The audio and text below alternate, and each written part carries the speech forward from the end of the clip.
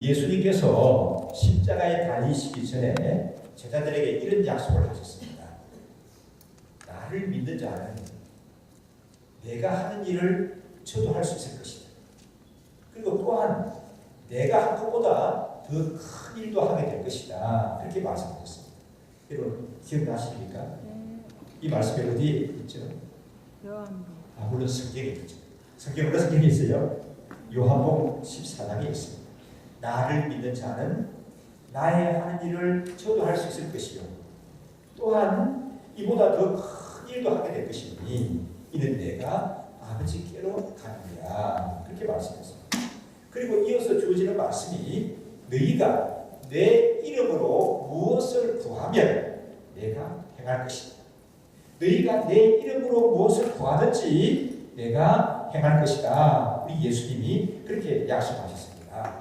오늘 이 말씀은 우리 예수님의 약속을 따라서 제자들이 하나님의 큰 일을 행하시는, 하나님의 큰 일을 행하시는 그런 놀라운 장면을 기록하고 있습니다. 때는 지금부터 한 2000년 전입니다. 성령께서 강림하시고 그 성령의 역사하심으로 말미암아 놀라운 일이 전개되는 그 사도행전을 우리가 살펴보고 있지 않습니까? 그 지난 시간에도 우리가 살펴봤는데 놀라운 역사가 일어나게 되죠. 그런데 이 성령의 역사가 처음에 시작된 도시가 어디인가요? 예루살렘이었습니다. 오늘 이 말씀도 성령의 역사가 펼쳐져 가는 가운데 예루살렘에서 일어난 일을 기록을 하고 있습니다. 예루살렘 하게 되면 여러분 유명한 곳이 있죠. 뭡니까? 예루살렘 뭐가 유명합니까? 성전이 유명하죠. 예루살렘 성전이 유명한데 이 예루살렘 성전 동편에 보면은 미문이라고 하는 아름다운 문이라고 이름하는 참 좋은 문이 있었대요. 그게 이제 고린토 양식으로 기록이 되고 아주 크고 웅장한 것뿐만 아니라 화려하게 지어진 그런 문이라고 얘기를 합니다. 그래서 예루살렘 성전 쪽에 이렇게 화려하게 아름답게 된 출입문이 있었습니다. 자, 이렇게 폼나는 문과 대조적으로 그 문 앞에 쭈그리고 앉아있는 사람이 있었습니다. 이 사람은 남에게 얻어먹는 것을 생계의 유일한 수단으로 삼는 참 불쌍한 사람입니다. 그리고 이 사람은 성경이 뭐라고 얘기했습니까? 좀 장애를 가지고 있는데 태어나면서부터 걷지 못하는 사람, 태어나면서부터 걸어본 적이 없는 불쌍한 사람이라고 얘기를 하고 있습니다. 여러분, 걷지 못하는 사람으로 태어난 거, 그건 누구 죄입니까? 자기가 선택한 거 아니잖아요. 얼마나 한많은 삶을 사는 거예요. 태어나면서부터 걷지 못하는, 한 번도 걸어본 적이 없는 삶을 살았으니까 이것도 참 가슴 아프고 한이 많은데 이 사람은 뭘 해야 되는가 하면은 남에게 얻어먹어야 구걸해야 입에 풀칠이라도 해서 살아갈 수 있는 그런 처지에 살아갔습니다. 자, 건강하게 태어나는 게 축복이라고 합니다. 여러분, 내가 참 이게 건강하게 태어나서 살아가는 것에 대해서 감사해 보신 적 있습니까, 여러분? 여러분 그거 못 듣겠어요. 너무 당연하다고 생각해요. 너무 그걸 당연하게 여기시면 안 돼요. 오늘도 내가 이게 걸어서 우리 교회 이 높은 산책까지 걸어서 올라와서 예배드리는 이 자체가 큰 축복이 좀 있습니다. 아멘. 이 사람은 태어나면서부터 걷지를 못하고 평생 그렇게 살았어요.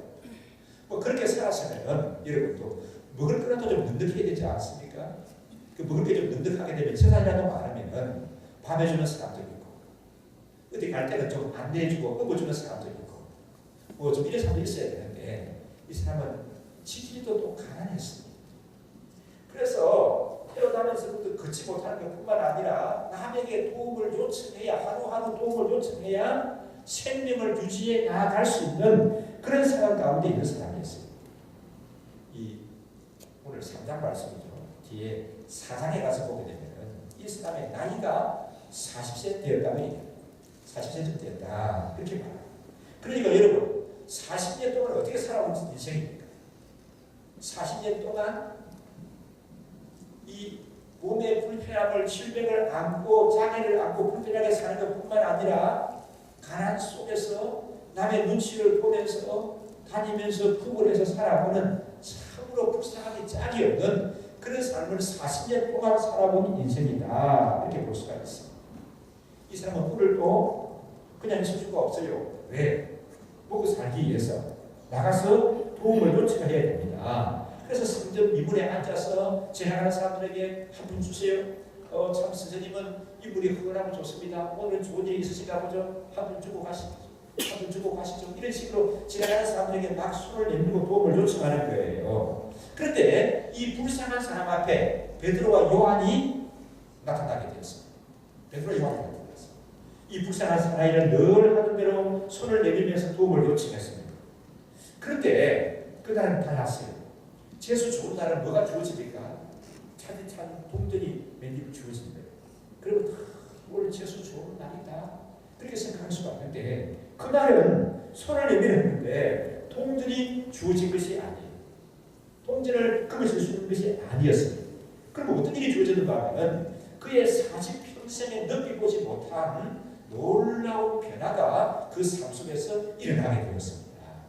베드로와 요한은 그 불쌍한 사나이에게 눈을 고정했습니다. 그리고는 우리를 보라 그렇게 그냥 주세요. 손 내밀면은 그 사람은 손에다 뭐 쥐어주는 사람도 있고 쳐도 안 보고 지나가는 사람도 있고.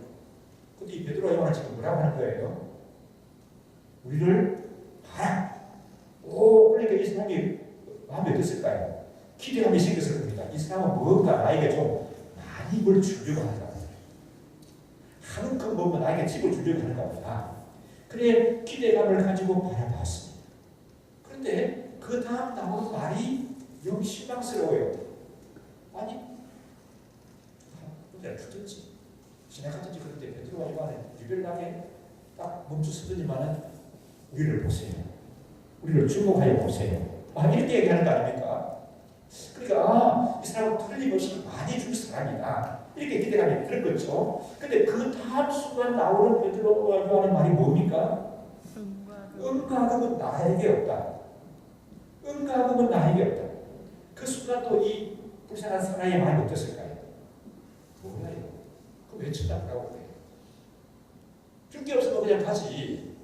우리 누구 희롱하는 건가? 이런 마음이 순식간에 들었을지도 모르겠습니다. 은과금은 나에게 없다. 뭔가 얻을 것을 잔뜩 기대하고 있는 이 불쌍한 사나이는 몹시 실망했을 것입니다. 그런데 이어서 주어지는 말씀이 놀라운 말씀이었어요. 무슨 말씀이 주어집니까? 은과금은 나에게 없지만 내가 가지고 있는 것을 너에게 준다. 내가 가지고 있는 걸 너에게 준다. 돈이 없으면 뭐 줄 게 있다고 저러는 것이 이 생각이 들으실지도 모르겠어요.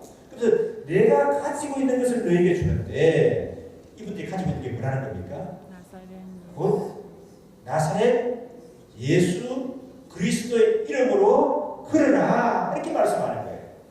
평생 40년을 살아오면서 이 사람은 이런 얘기 들어보지 못했습니다. 이런 이름을 들어본 적도 없습니다.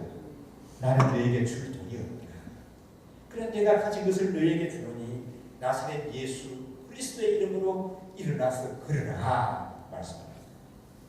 나사렛 예수 그리스도의 이름이라는 말을 듣는 순간 아마 베드로는 손이 컸을 것 같아요. 아주 베드로의 손은 내 손보다 따뜻했을 거예요. 크고 따뜻한 손이 이 가날보고 메마른 이 불쌍한 사나이의 손을 잡더니만은 끌어당기는 거예요. 그 순간 나사렛 예수 그리스도 이름으로 그래라 말하면서 베드로의 손이 이 불쌍한 사나이의 손을 잡고 잡아 당기는데 자기도 모르게 발목에 무릎에 힘이 들어가는 게 이 사람이 펄떡 일어서지는 거예요. 이렇게 펄떡 일어서면서 이 사람이 걷게 되었습니다. 자기도 모르는 순간 나사렛 예수 그리스도 이름으로 일어나 그러라 하고 잡아 당기는데 펄떡 일어나져가지고 걷게 되는 거예요. 수만 개의 금과 은이 줄 수 없는 그 놀라운 기적이 여기서 일어난 것입니다. 펄떡 일어난 사람이 마음이 어땠을까요? 이게 도대체 믿겨지는 일이 아니에요. 뭐야 이거? 내가 일어선 거예요. 내가 일어선 거예요. 걸어보니까 걸어지는 거예요. 뛰어보니까 뛰어집니다.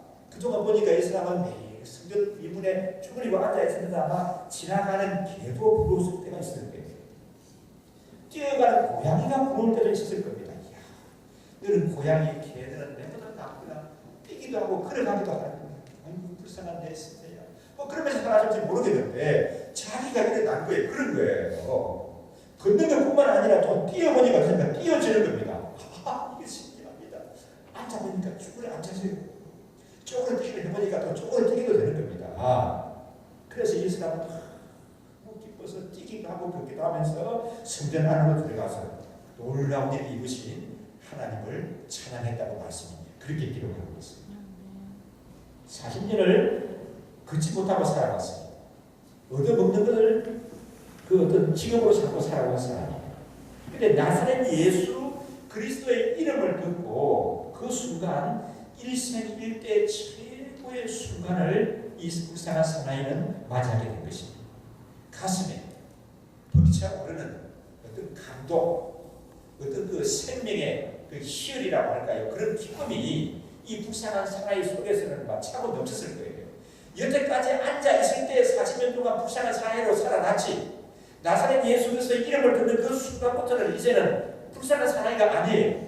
맞습니까 여러분요? 이제는 얻어먹는 사나이, 얻어먹는 짓 안 해도 됩니다. 이제는. 왜? 내가 걷지 못해서 얻어먹고 살았지. 이제는 내가 걸을 수도 있고 뛸 수도 있는 이런 건강한 사람으로 일어나게 되어진다는 것입니다. 이 놀라운 일을 오늘 본문이 기록하고 있는데 이 말씀 속에서 우리에게 주는 교훈들을 여러 가지 좀 생각할 수가 있을 것 같습니다. 첫째로요, 생각할 수 있는 것은 이 놀라운 기적은 기도 시간에 일어났습니다. 이 놀라운 기적이 일어난 시간이 무슨 시간이라고요? 기도 시간이에요. 태어나면서부터 걷지 못하는 사람이 걷기도 하고 뛰기도 한 것은 기적입니까 여러분요? 기적이죠. 큰 기적입니까? 작은 기적입니까? 큰 기적이죠 이건요. 큰 기적이죠. 이거 누가 주식을 투자했는데 로또를 샀는데 당첨된 이런 거하고 비교할 수가 없는 기적이지 않습니까? 대박난 사업을 해가지고 대박난 이런 것과 비교할 수 없는 그보다 훨씬 큰 기적이에요. 근데 이 기적이 언제 일어난다고 말씀을 얘기하고 있습니다. 제9시 기도 시간. 우리 1절 말씀 한번 읽어보실까요? 함께 읽습니다.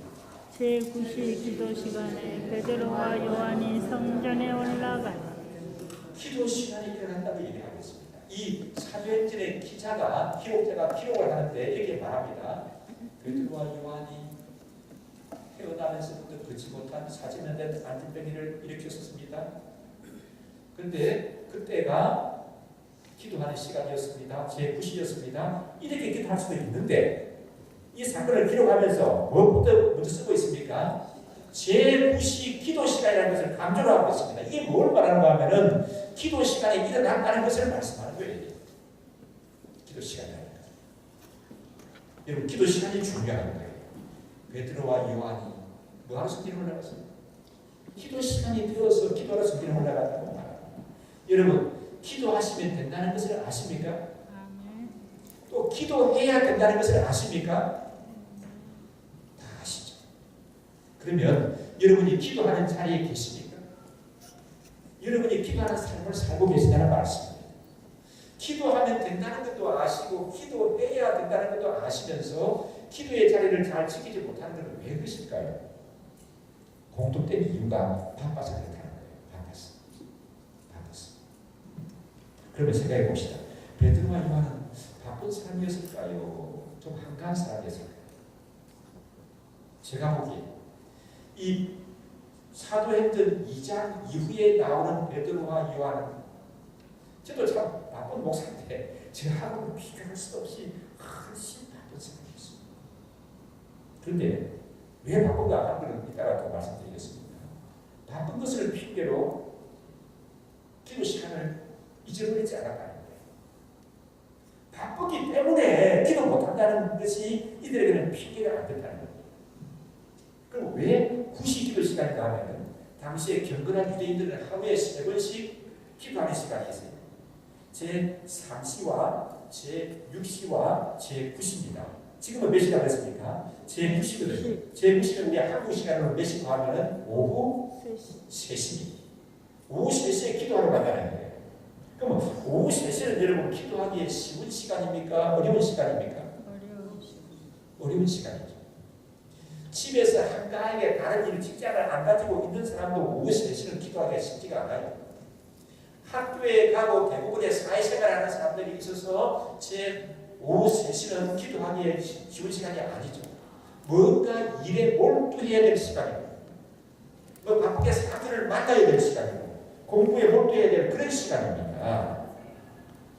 그런데 이 경건한 사람들은 이 기도 시간을 놓치지 않았다는 거예요. 놓치지 않았다. 시편에 보면 이런 말씀이 있죠. 저녁과 아침과 정오에 내가 근심하며 탄식하리니 여호와께서 내 기도를 들으시고, 아침과 정오와 저녁에 내가 하나님께 기도하고 나아가라. 하나님께서 내 기도를 들으신다. 그렇게 말씀하고 있습니다. 그러면은 이 경건한 유대인들은 이렇게 부지런히 기도하다가 보니까 공부할 때를 다 놓쳐버렸어요. 공부할 시간을 놓쳐버렸습니다. 그래서 그 사람들이 얘네들은 참 지식이 뒤틀어진 그런 사람들이 되어버리고 말았죠. 그렇습니까, 여러분? 아닙니다. 세상에서 이런 유대인들 같이 영리하고, 오늘날 이 세상에 정치, 경제, 사회, 문화, 예술, 음악, 모든 분야에, 심지어는 미술에까지 주도권을 쥐고 있는 유대인. 이 사람들은 하루에 3번씩이나 기도하다 보니까 일하는 틈을 놓치게 되었어요. 일에 몰두를 집중해서 해야 되는데 그러지 못하다 보니까 능률이 없어가지고 참 그렇게 하다 보니 이 나라가 가난해버리고 말았습니다. 그렇습니까, 여러분? 이 세상의 모든 부의 중심이 맨하탄에 있다는 거죠. 그 맨하탄을 쥐고 움직이는 사람들이 유대인들이에요. 세상 어느 민족보다도 부유하게 살고 있고, 세상 어느 민족보다도 영리한 것을 지속된 기도가 우리 믿음 생활을 힘있게 하는 줄 믿습니다. 자, 제가 이제 사도행전을 좀 강의하면서 살펴보는 데는 우리 성도들에게 이런 좀 기대하는 마음들이 있습니다. 어떤 기대하는 마음입니까? 예수를 믿는다고 하는데 단지 머릿속으로 아는 주일날 한 번 예배당에 나오는 그런 정도의 신앙인이 아니라 그 삶 속에서 성령의 역사하심이 나타나고 경험이 되어지는 그런 좀 능력 있는 믿음의 삶을 사는 사람들이 되기를 소원하는 마음이 있습니다. 이 지속된 기도가 우리 믿음 생활을 힘있게 하는 줄 믿습니다. 아멘이신가요, 여러분? 예수를 믿으면서 그냥 세상 사람들이 하는 것까지 다 같이 근심걱정 다 빠져가지고 한숨 쉬고 살아가면 그건 예수 믿는 사람의 모습이 아니에요. 우리 아버지 하나님이 기뻐하시는 모습이 아니라는 거예요. 예수를 믿는 사람의 삶 속은 생활하는 모습은 세상 사람들과 다른 것이 있어야 합니다. 다른 것이. 그 다른 것이 느껴지고 경험이 되어지는 게 뭘로 되어지는 겁니까? 이 지속적인 기도 생활을 통해서 믿음 생활이 힘있게 은혜 가운데 나아가게 되는 줄 믿습니다. 지속된 기도가 은혜를 경험하게 하는 거예요. 지속된 기도 생활이 하나님의 권능을 우리 삶 속에서 경험하고 누리는 그런 역사가 나타나게 되는 줄 믿습니다. 그렇지 않으면요, 그냥 주일날 하고 일주일에 하고 교회 간다. 그냥 세상들과 꼭 같이 근심과 염려와 욕심에 묻어서 살다가 그 인생이 흘러가게 되는 거예요. 지속된 기도. 오늘 말씀에 나타나는 이런 큰 기적의 역사가 언제 일어났다고요? 제9시 기도 시간이었다. 그렇게 사도행전의 기록자가 밝히고 있습니다.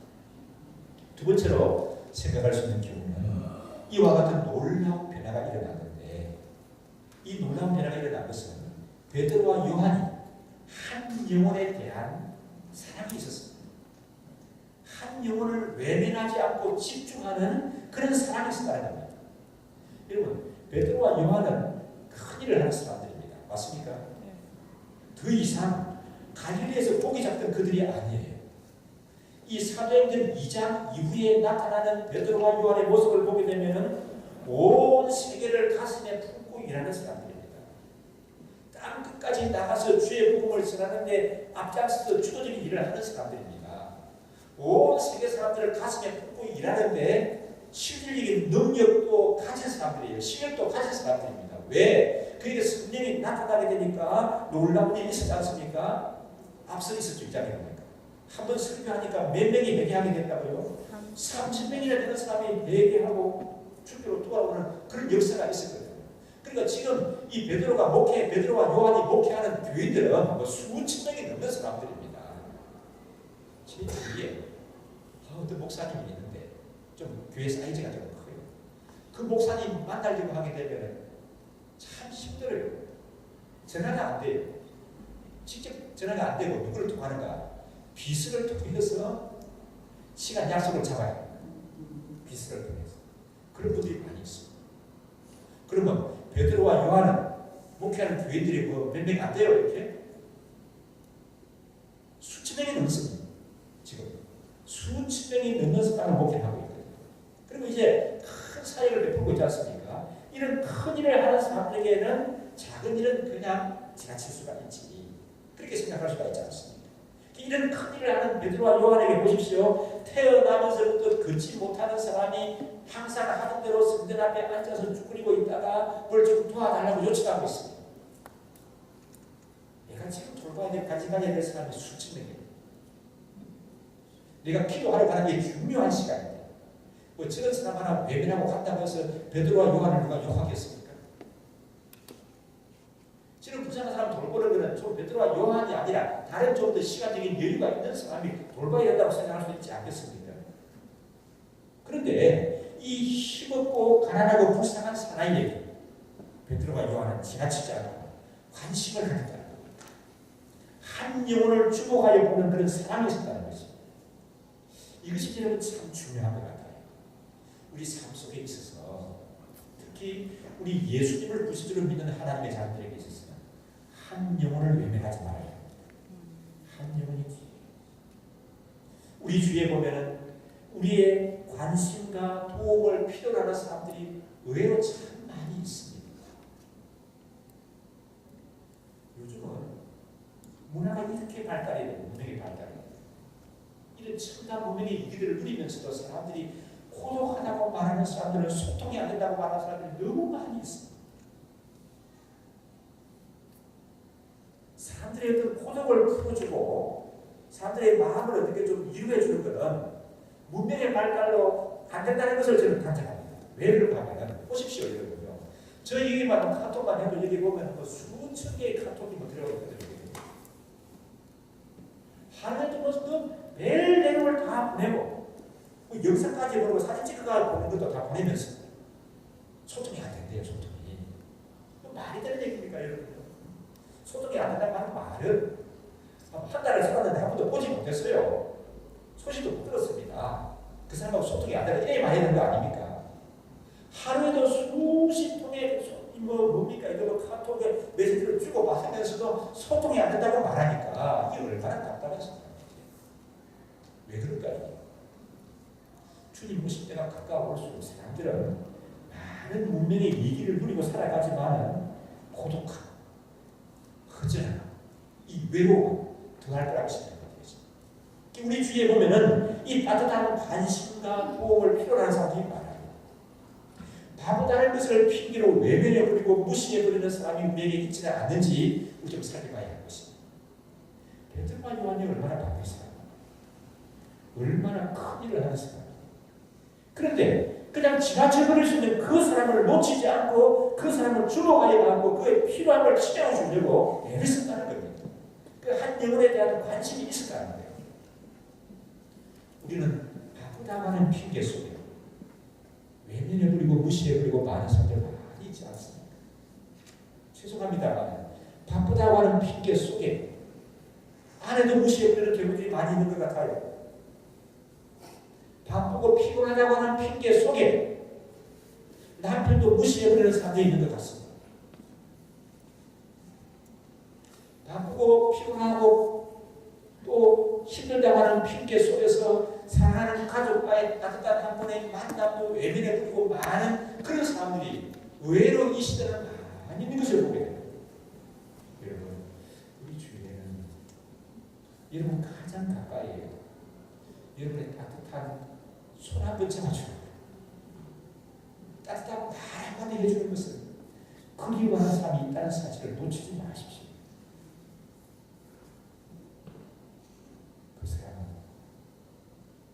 여러분 가정에서 한 이불을 뜯고 주무시고 한 삶에서 밥을 먹는 삶일 수도 있습니다. 의외로 우리 주위에는 참 이런 배려하는 것을, 관심 가져주는 것을 원하는 사람이 너무 많이 있습니다. 그리고 무엇보다도 예수 그리스도를 알지 못해서 어둠에 물려 살아가는 불쌍한 사람들이 너무 많아요. 어둠의 세력에 물려가지고 억압당하고 착취당하는 사람들이 너무 많다는 것입니다. 그래서 오늘 말씀을 접하면서 우리 예원교회는 정말 한 영혼을 귀하게 여기는 교회, 우리 예원교회 각 목장들은 한 영혼에 지대한 관심을 가지고 있는 목장이 되어야 하고 있습니다. 그리고 저희들 한 사람 한 사람들이 한 영혼을 귀하게 여기고 따뜻한 사랑과 배려를 나누는 그런 저희들을 제시하고 있습니다. 세 번째로 생각할 수 있는 것은 이런 것입니다. 예수님을 구신으로 영접한 사람들은 줄 것이 있어요. 줄 것이 있습니다. 베드로와 요한에게 도움이 요청이 되었습니다. 그들은 그 불쌍한 사나이가 요구하는 것을 가지고 있었습니까? 없었습니까? 있었어요? 없었죠. 그러니까 누가 나에게 요구하고 기대하는 은이나 금은 내가 가진 것이 없어, 그렇게 얘기한 거 아닙니까? 그러면 정말 아무것도 줄 것이 없었습니까? 뭐가 있었습니까? 그 수만 개의 금이나 은이 주지 못하는 귀한 것을 가지고 있었습니다. 가지고 있었습니다. 베드로 요한이 가지고 있었습니다. 그래서 그 태어나면서 40년 동안 불쌍하게 살아온 그 사나이에게 나눠줬거든요. 여러분은 어떻습니까? 여러분은 줄 것이 있습니까? 여러분은 어떤 줄 것을 가지고 계신가요? 그것이 무엇입니까?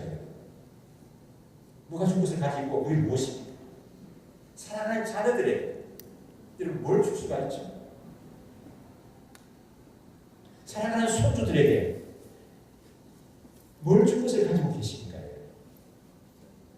우리 사랑하는 자녀들에게, 우리 손주들에게 무엇을 주는 것이 가장 귀한 것입니까? 친구들에게 뭘 줄 수가 있습니까? 혹 주위에 보면은 돈을 주는 것입니다. 어떤 병원을 소개해 주는 것조차 도움이 안 되는 그런 사람들이 있습니다. 그런 사람들에게는 뭐 약을 소개해 주고 병원을 소개해 주는 것도 소용이 없어요. 그런 사람들이 있다는 말입니다. 그런 사람들에게도 우리는 줄 것을 가지고 있습니다. 여러분, 줄 수 있다는 것이 복입니다. 아멘이신가요? 아멘. 내가 뭔가를 줄 수 있다는 것이 얼마나 복인지 몰라요. 그 느껴보세요. 젊은 건 잘 모르지만 나이가 됐어요. 애들이 왔습니다. 그 집에 갔다 갈 때 그래 김장 한 포기라도 나눠주니까 그거 주는 아버지 어머니에서 주는 거고 다 마음이 있지 않습니까? 그렇죠. 줄 수 있다는 것이 얼마나 큰 복인지 몰라요. 그래서 저는 기도할 때 우리 식구들에서 기도할 때 기도 제목 가운데 하나가 있습니다. 하나님 아버지, 우리 특별히 목자 목녀들을 우리 성도들은 주는 복을 누리게 하여 주옵소서. 아멘이십니까? 주는 복을 누려요. 주는 복. 주는 복을 누리는 게 이 주는 복이 큰 복이에요. 여러분이 누구에게 줄 수 있는 그럼 가장 큰 것이 무엇이겠어요? 결혼한 자녀들에게 방이동에 아파트 한 채를 사준다고 합시다. 크게 도와주는 건가요? 현실적으로 크게 도와주는 거죠. 여러분들은 그냥 잘 살다 보니까 그런 거고 하시는 결혼한 자녀에게 방이동에 아파트 하나 마련해 좀 크게 도와주는 거죠. 유학을 간다고 그래요. 그래, 그러면 내가 매달 생활비를 내가 지원을 해주겠다. 그리고 목돈을 한원금 지어주면서 가서 정착하는 데 쓰라. 이렇게 도와줄 수 있는 현실적인 힘을 가지고 있다고 하게 되면 이것도 크게 도와줍니다. 고마운 선물입니다. 건강이 좋지 않아서 고생하는 사람에게 야, 그 참 이거 이 약 제 약 안 듣는데 내가 어디에 갔더니만은 그 약 한 번 딱 먹으니까 질치기가 그치는 거야. 그 시간에 같이. 이것도 여러분 좋은 선물입니까? 크게 도와주는 거죠. 크게 도와주는 참 고마워. 그러나 이것보다 더 가장 큰 선물은 나사렛 예수 그리스도의 이름을 전하는 것인 줄 믿습니다. 아멘. 예수님이 나의 구세주이시고 구원자 되심을 알리는 베드로가 요한은 이 사람이 손을 내미는데 채워줄 수, 이 사람은 어떤 동전이나 좀 가득히 채워주기를 바라죠. 그러면 더 이상 바랄 것이 없다 생각했을 거예요. 이 40년을 불쌍하게 살아온 사람의 수준은 그렇습니다. 그런데 베드로와 요한은 내가 가진 것을 너에게 준다. 그래서 결과적으로 어떻게 됐습니까? 이 사나이는 당신 가진 그거는 나에게 필요가 없어. 그냥 동전을 한 번 지어주는 거지. 처음에는 그렇게 기대했는데 베드로와 요한이 가진 것을 줘서 이 사람이 실망했습니까? 아니지. 진정한 구원의 역사가 일어나게 되고 그 영혼이 구원을 받게 되고 그 병든 육신이 고침을 받게 되고 그 인생이 활짝 펼쳐지는 그런 대박나는 인생이 되지 않았습니까? 베드로와 요한이 가진 것을 줄 때 이렇게 힘들다. 저는 이 사실을 깨달아야 돼. 내가 줄 수 있는 것을 내가 가지고 있다. 그래서 전에는 중국에 다니면서 여기서 자부심을 가졌습니다. 요즘은 태국 치앙마이에 가면서 내가 그들에게 줄 수 있는 것이 있다. 그걸 나눠준다. 얼마나 거기에 대해서 제가 힘을 얻고 또 줄 수 있는 것을 가졌다는 것이 감사하지. 지난 목요일 날은 참 요즘 바빴는데 좀 시간을 이렇게 막 조절해 보았습니다. 그래가지고 참 이게 뭐 80세가 가까운 분인데 췌장암을 선고를 받았대요. 그러니까 뭐 병원에서 수술하라고 하지만 80세가 가까운 분 이거 수술해서 뭘 하겠다 해서 수술하지 말고. 그래서 다 이제 내려갔다는 거예요. 다 내려놓고 위에서 부르시면은 가야지. 다 내려놨다. 내려놓으니까 그게 필요하다. 뭐 그런 말씀하시는 분이 계세요. 그 내려갔다는 얘기를 보고 만나서 알았죠. 제가 시간을 내서 이분을 좀 만나야 만나는 이유는 같이 가는 사람들이 있는데 같이 가는 사람들은 그분이 좀 고마운 분이기 때문에 뭔가 병원비 약값이라도 할 때서 좀 전해줘야 되겠다. 이런 생각 가진 분도 같이 가요. 또 어떤 분들은 그분이 고마운 분이기 때문에 그 고마움을 좀 인사를 해야 되겠다. 살아계시는 동안에 그런 마음을 가졌는데 나는 내심 무슨 생각을 하는가 하면 내가 가진 것을 나는 나눠줘야 되기 때문에 그게 뭡니까 여러분? 그래서 만나보니까 이분이 이웃을 부르시면 가야지. 나는 천국 갈 자신이 없고 그 지옥을 안 가고 싶고 그 중간쯤은 갈 것 같다. 제 아내가 같이 갔는데 얼른 받아서 하는 얘기가 그런 중간은 없어요. 내가 됐다 찬스가 싶어가지고 말씀을 드렸습니다. 예수님을 구주를 영접하는 것은 오랫동안 착하게 살았다고 되는 것이 아닙니다. 내가 죄인인데 예수님이 내 죄를 대신해서 십자가에 죽으시고 부활하신 구주이십니다. 성경이 말씀하고 약속합니다. 이 사실을 내가 마음으로 믿고 입으로 진실되게 고백하게 되면 하나님의 자녀가 되는 것을 주신다고 하셨습니다. 하나님의 자녀가 되면 이 순간 세상을 떠난다 할지라도 천국에 갈 수가 있습니다. 천국에 가니까 하나님이 물어보십니다. 아무개야 내가 천국 들어올 수 있는 자격이 뭐냐? 그렇게 물어보신다고 하게 됩니다. 나는 80생애를 살고 있지만 잘 살지는 못했지만 예수님이 나의 구세주이신 것을 내 주인인 것을 내가 믿습니다.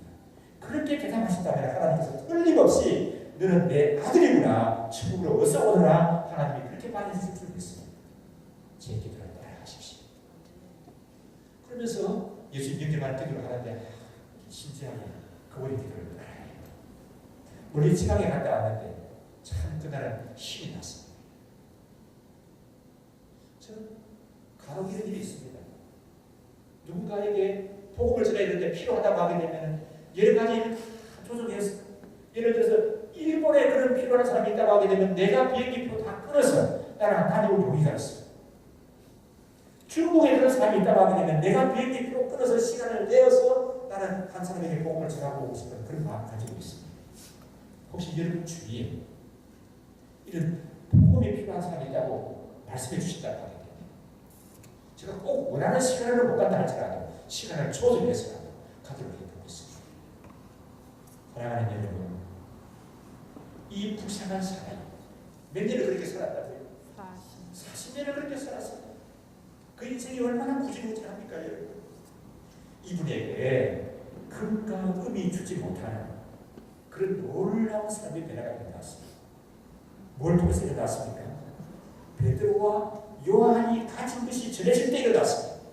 사랑하는 여러분, 여러분도 베드로와 요한이 가지고 왔던 그런 남에게 준 것을 가지고 계십니까? 베드로와 요한이 있는데 저 기독사를 있다고 하는데 여러분 없어요? 여러분 가지고 계십니까? 아멘. 그 나사렛 예수 그리스도의 이름을 전하시기 바랍니다. 이제 2018년도 접으로 가고 있습니다. 우리 주위에 예수님을 알지 못하기 때문에 물려서 사는 사람이 너무 많아요.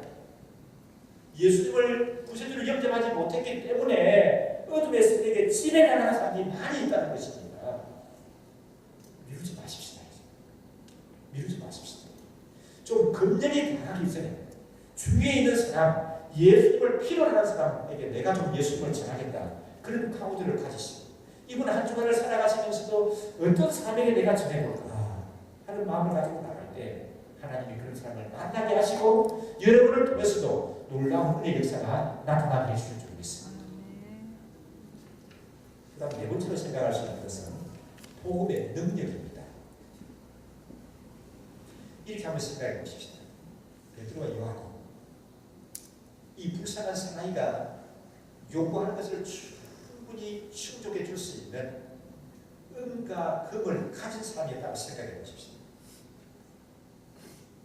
이 불쌍한 사나이가 도와달라고 할 때 그 원하는 대로 은과 금을 줬다고 생각합시다.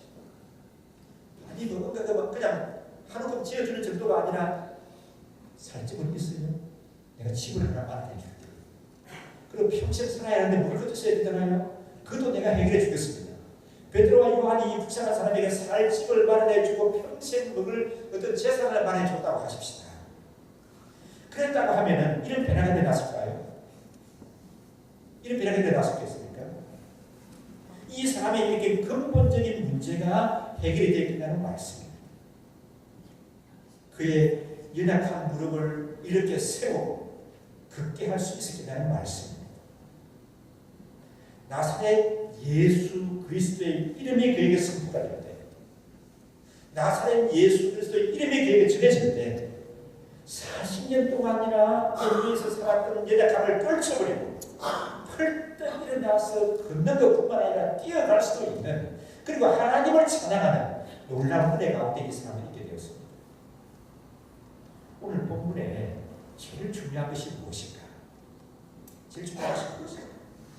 이 사나이가 40년을 그렇게 불쌍하게 살았는데 이 사나이가 펄떡 일어나서 걷게 됐다고 하는 이런 놀라운 사건, 이것이 오늘 말씀의 중심일까?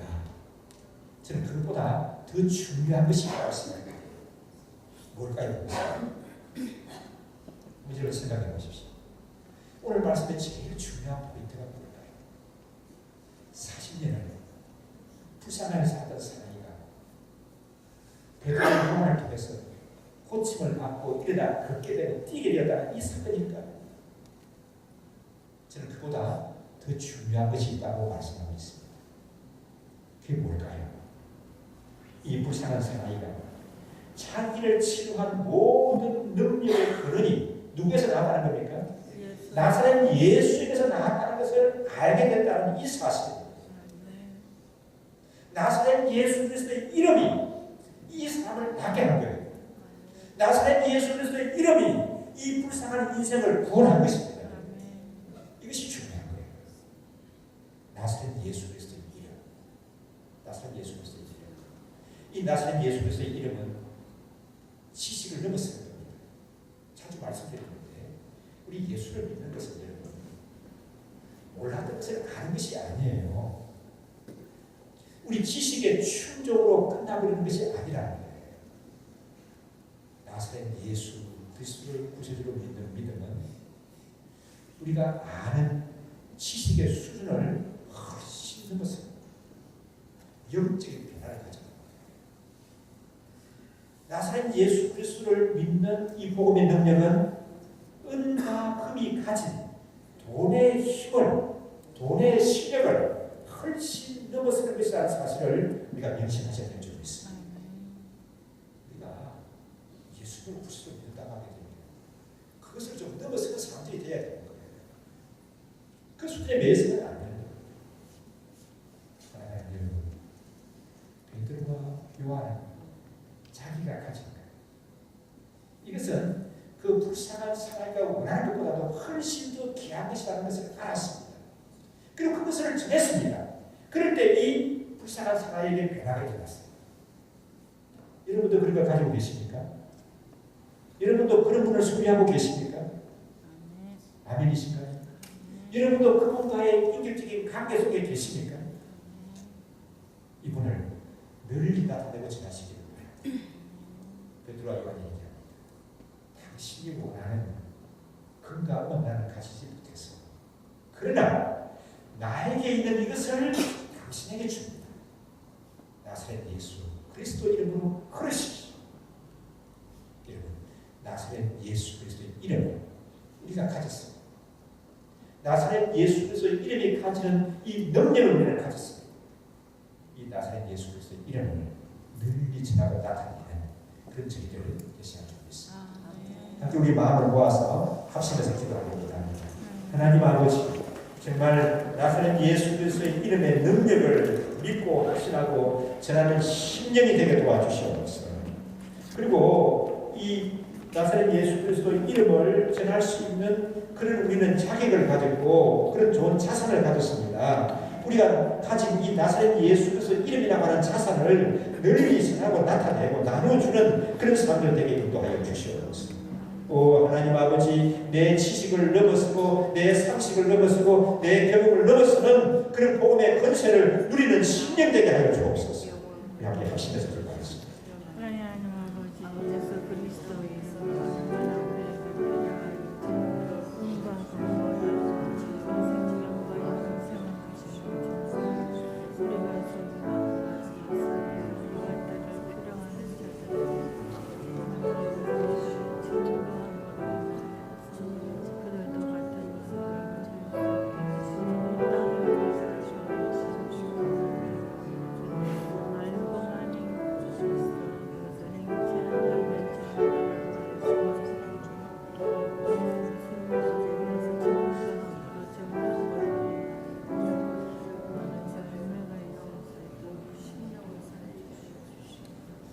아버지 하나님, 예수님을 구세주로 믿는 하나님의 자녀들에게 그들을 통해서 어떤 일이 일어나는가 하는 사실들 우리 사도행전의 말씀을 통해서 살펴볼 수 있게 도우시니 감사합니다. 2000년 전에 있었던 놀라운 사실인데 이것은 그때로 끝난 것이 아니라 그때 역사하셨던 그 성령님은 오늘날 우리 예언교회에서도 역사하시는 줄 믿습니다.